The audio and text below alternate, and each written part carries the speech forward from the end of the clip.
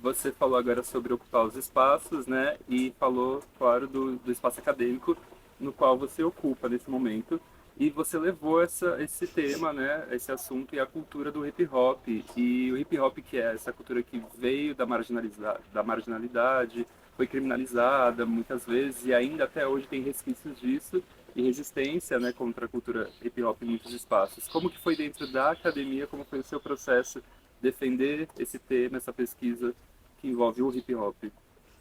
Foi como o hip hop chega em todos os lugares. Inicialmente desafiadora, né? Porque algumas pessoas diziam, porque eu sou da linha que discute literatura, então as pessoas falavam, não, mas isso não é literatura. Eu cheguei com um projeto pensando as batalhas de rimas como poético oral, então isso não é poético, isso não é bem assim, sabe? Mas pisando em ovos porque faz parte de um espaço de disputa, como todos são, né? Também, ao mesmo tempo, um espaço de luta, porque é muito louco como isso do hip hop e as coisas não se separam, né? Como a gente o tempo todo tem que estar reafirmando isso, porque ao mesmo tempo que a academia ela quer, como muitos outros espaços, se mostrar um lugar desconstruído, muito bem, muito acolhedor, múltiplo, multidisciplinar, interdisciplinar, ele ainda é bem careta nesse sentido, né? Traz mesmo assim, alguns resquícios de uma perspectiva muito que a gente chama de canônica dentro da área de literatura, né, que tem a ver com a ideia colonial do que é, né, de que aquilo que é valorizado, de que a literatura que deve ser valorizada é aquela escrita, escrita por quem. Então todas essas disputas elas são feitas. E eu também me aproximei de outras pessoas que vêm falando sobre hip hop na cidade, que vêm produzindo hip hop na cidade. DJs, MCs né, os mais antigos. Eu fui atrás de referências de pessoas que conversaram comigo, né, sobre o que estava sendo produzido anteriormente, sobre o contexto mais atual, das batalhas de rimas em especial, que eu, né, enquanto pesquisadora, para além de organizadora, de alguém participante da cultura, vejo como um espaço de produção de poética oral, que foi, né, mais ou menos o que eu defendi na dissertação, de produção de poética oral, de vida, de cultura periférica, negra. Então ali a gente vê aqueles jovens, esses jovens amigos, nossos amigos MCs, falando sobre a vida deles dentro do hip hop, do rap, a vida, né, como é a vida em Porto Seguro, no bairro, nos bairros de onde eles vêm. Então, pensar também aquele como um lugar, a Batalha de Rima, como um lugar de conexão mesmo de pessoas que vêm de várias partes de Porto Seguro, se encontram ali e vão falar sobre as suas realidades, que eles falam muito sobre violência racial, violência policial, né? Que enquanto o movimento negro, que é o hip hop, as batalhas de rimas, inevitavelmente esses temas, essas situações vão aparecer. Infelizmente, é a realidade. Então, em como que isso era apresentado, né? Pensando essa ideia de poética oral, em como também o recorte de gênero, por eu ser uma mulher pesquisadora do tema, inevitavelmente eu, para me incluir naquela pesquisa, também não podia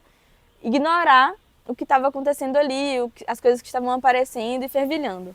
E também do contexto espacial, né? Estavam havendo rimas de mulheres, outras mulheres estavam ali participando em que situações. E quando eu fui pensar sobre isso, discutir isso, eu percebi que a maioria das mulheres estavam ali quando estavam, né? Como minoria. Acompanhantes, às vezes, foram acompanhar um amigo ou um namorado que é MC. Em muitos momentos, essas mulheres, elas são tema das rimas, mas assim, infelizmente, em alguns momentos de forma pejorativa, machista, misógina. Então, são algumas das coisas sobre as quais eu vou pensar e que eu acho que eu não poderia deixar de pensar justamente porque eu fui me aproximar da batalha a partir do que a batalha estava dizendo para mim. E a batalha me mostrou essas coisas, esses muitos pontos. E que como um recorte, né, um microcosmo social em que as pessoas vão estar ali também reproduzindo situações que elas, das quais elas vivenciam em outros lugares. Então, eu não posso também, eu bati nessa tecla algumas vezes, enquanto pesquisadora, dizer que, né, tá tudo errado, que é absurdo. Eu entendo que a gente está nesse lugar periférico, nesse recorte de que nem todos os problemas sociais são debatidos, né? Eles estão ali, a gente às vezes não tem acesso a essas discussões e eu não podia cobrar isso de forma ferrenha naquele momento para aquelas pessoas.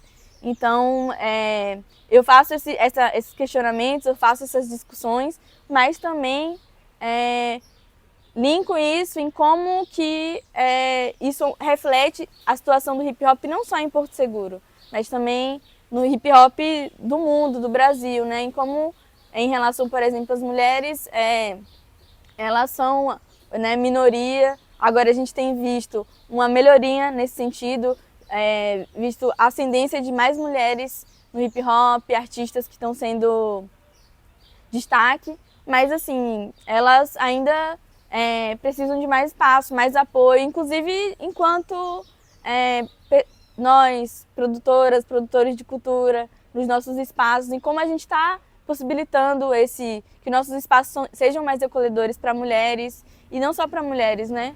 De forma geral, para qualquer pessoa que venha ali chegar a somar, que seja artista ou não, mas que sinta bem recebido.